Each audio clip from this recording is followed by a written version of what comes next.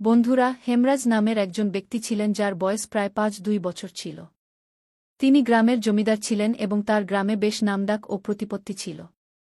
বন্ধুরা, হেমরাজ কোনোভাবে তার নিজের ছেলের নতুন বুকে তার প্রেমের জালে ফাঁসিয়ে ফেলে এবং সুযোগ পেয়ে তার সাথে সম্পর্ক গড়ে তোলে। সে এত জোরে সোরে সম্পর্ক গড়ে যে তার বউয়ের অবস্থা খারাপ করে দেয়। তার বউও তার শ্বশুরের পূর্ণ সহযোগিতা দিচ্ছিল এবং চরম সুখ উপভোগ করছিল। সে এমন চরম সুখ পাচ্ছিল যা তার স্বামীর কাছ থেকে কখনোই পায়নি। বন্ধুরা, এই দুজনের এই কামনার খেলা প্রায় ৩ মাস ধরে চলে। কিন্তু ৩ মাস পর তাদের সাথে এমন কিছু ঘটে যা কেউ কল্পনাও করেনি যে শেষ পর্যন্ত এমনটি কিভাবে ঘটল। হ্যাঁ বন্ধুরা, আজকের এই ঘটনা শুনে আপনাদেরও হয়তো খুব অবাক হবে। তাই এই ভিডিওতে আপনারা শেষ পর্যন্ত থাকুন। বাকি বন্ধুরা, আপনাদের কাছে আমার একটি ছোট্ট অনুরোধ, ভিডিওটি লাইক করে চ্যানেলটি সাবস্ক্রাইব করুন এবং যত বন্ধুরা আমাদের এই ভিডিওটি যেখান থেকে দেখছেন তারা কমেন্টে নিজের নাম ও শহরের নাম অবশ্যই লিখুন যাতে পরের ভিডিওতে আমরা আপনার নাম নিতে পারি। আসলে বন্ধুরা, এই সত্য ঘটনাটি রাজস্থানের জয়পুর শহরের। জয়পুর শহরের অন্তর্গত একটি ছোট্ট পরিবার ছিল। পরিবারের প্রধান ছিলেন হেমরাজ, যার বয়স প্রায় ৫-২ বছর ছিল।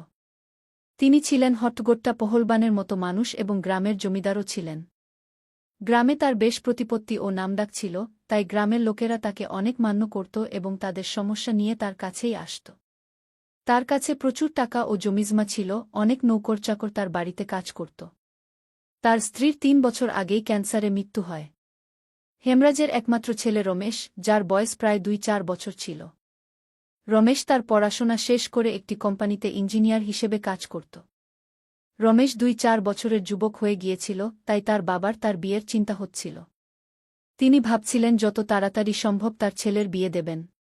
তাই তিনি তার অনেক বন্ধু ও আত্মীয়দের বলেছিলেন যে তিনি তার ছেলে রমেশের বিয়ে করতে চান, যদি কোনো ভালো মেয়ে থাকে তবে জানাবেন। বন্ধুরা, এইভাবে ২ মাস সময় কেটে যায়। ২ মাস পর একটি সম্পর্ক আসে। সেই মেয়ের নাম রিনা, যার বয়স প্রায় ২-০ বছর ছিল। রিনা দেখতে খুবই সুন্দরী ছিল, তার সৌন্দর্যে সবাই মুগ্ধ ছিল। কিন্তু রিনা কাউকে পাত্তা দিত না। এখন হেমরাজ তার ছেলেকে নিয়ে রিনাকে দেখতে তার বাড়িতে পৌঁছে যান। কিছুক্ষণ পর যখন রিনা হেমরাজের সামনে আসে, তখন হেমরাজ তাকে এক নজরে পছন্দ করে ফেলে এবং রিনার বাবা-মাকে বলে যে তাদের মেয়ে তাদের পছন্দ হয়েছে। তারপর হেমরাজ তার পকেট থেকে ৫,০০০ টাকা বের করে রিনার হাতে দেয় এবং তাকে বলে যে আজ থেকে তুমি আমাদের বউ। এখন তাদের সম্পর্ক পাকা হয়ে যায় এবং প্রায় ২ মাস সময় এভাবে কেটে যায়। ২ মাস পর সেই দিন আসে যখন রমেশ বর হয় এবং বরযাত্রী নিয়ে রিনার বাড়িতে পৌঁছে যায়। তারপর রমেশ ও রিনার বিয়ে হয় এবং রমেশ রিনাকে তার বউ বানিয়ে নিজ বাড়িতে নিয়ে আসে। এখন রিনা তার রুমে বসে তার স্বামী রমেশের অপেক্ষা করছিল। রাত প্রায় ১:০০টার দিকে রমেশ তার স্ত্রীর রুমে যায়। যখন সে তার ঘোমটা তোলে তখন তাকে দেখে খুব খুশি হয় কারণ তার স্ত্রী খুবই সুন্দরী ছিল। তারপর সে ভাবতে থাকে যে আজ সে জোরে সোরে সুহাগরাত পালন করবে। প্রথমে সে রিনার সাথে কথা বলে, রিনাকে জিজ্ঞাসাবাদ করে, নিজের সম্পর্কে বলে। কথোপকথনে ১ ঘণ্টা সময় কেটে যায়। তারপর তারা একে অপরের সাথে সুহাগরাত পালনের প্রস্তুতি নিতে থাকে। তারপর রমেশ যখন রিনার সাথে সুহাগরাত পালন করে, তখন ২ মিনিটের মধ্যেই সে ডিসচার্জ হয়ে যায় এবং ঘুমিয়ে পড়ে। এখন রিনা ভাবছিল যে সে তো এই রাতকে একটি স্মরণীয় রাত বানাতে চেয়েছিল, কিন্তু আমার স্বামী তো আমার সাথে থাকলি না। সে এও ভাবছিল যে প্রথম রাত, মানুষের মধ্যে প্রথম রাতে ভয় থাকে, হয়তো এই কারণেই ২ মিনিটের মধ্যেই ডিসচার্জ হয়ে গেছে, যার কারণে সে আমার সাথে থাকতে পারেনি। এখন রিনা এই চিন্তাভাবনা নিয়ে ঘুমিয়ে পড়ে এবং পরের রাতের অপেক্ষা করতে থাকে।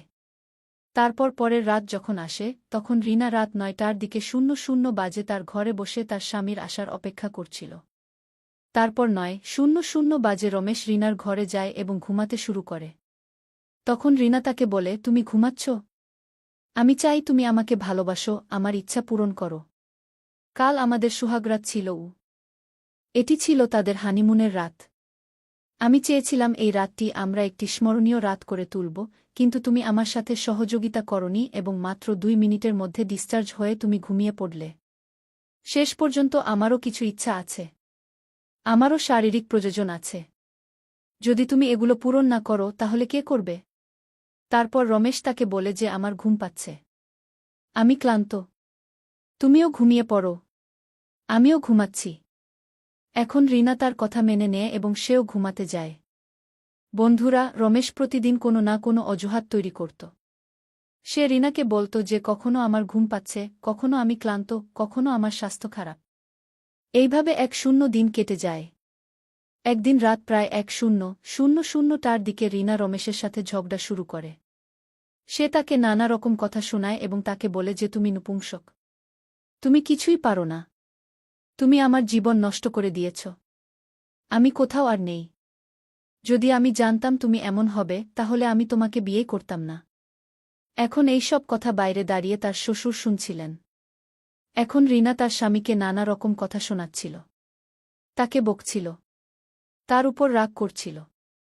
তারপর রমেশ রিনাকে বলে যে আমি অনেক হাকিমদের দেখিয়েছি। অনেক ওষুধও খেয়েছি, কিন্তু যখন এগুলোতে কিছুই হয়নি তখন আমি আর কি করতে পারি? তারপর রিনা তাকে গালাগালি করে বাইরে চলে আসে। তারপর রান্নাঘরে যায় এবং একটি সবজি নেয় এবং সেখানেই সে তা করতে শুরু করে। ঠিক তখন কিছুক্ষণ পর রান্নাঘরে তার শ্বশুর হেমরাজ আসেন এবং তার বুকে এসব করতে দেখে তার রোমাঞ্চিত হয়ে যায়। তিনি হতবাক হয়ে যান। রিনাও যখন তার শ্বশুরকে দেখে তখন লজ্জা পেয়ে সেও তার ঘরে গিয়ে ঘুমিয়ে পড়ে। বন্ধুরা, তারপর পরের দিন সকাল 9:00টায় সেও তার ঘরে গিয়ে ঘুমিয়ে পড়ে। বন্ধুরা, তারপর পরের দিন সকাল 9:00 এর কাছাকাছি সময়ে রমেশ তার অফিসের জন্য প্রস্তুত হয়। তার স্ত্রী তাকে টিফিন দেয় এবং সে তার অফিসের জন্য চলে যায়। তারপর রিনা রান্নাঘরে যায় এবং খাবার তৈরি করতে শুরু করে। কিছুক্ষণ পর হেমরাজ আসে এবং একটি জায়গায় বসে যায়। তারপর সে তার চাকরকে বলে যে তুমি আমার মাথার মালিশ করো। যখন তার চাকর তার মাথার মালিশ করতে শুরু করে তখন হেমরাজ তার চাকরকে রিনার কথা শুনিয়ে শুনিয়ে বিভিন্ন অশ্লীল কথা বলতে শুরু করে।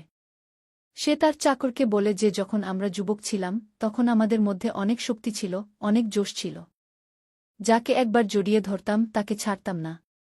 যার ইচ্ছা পূরণ করতাম সে বারবার তার ইচ্ছা পূরণ করতে আসত। রিনা যখন তার শ্বশুরের এই ধরনের কথা শুনে তখন সে হাসতে শুরু করে। কিছুক্ষণ পর হেমরাজ তার চাকরকে বলে যে তুমি বাজারে যাও এবং বাজার থেকে কিছু সবজি নিয়ে এসো। তারপর তার চাকর বাজারে চলে যায়।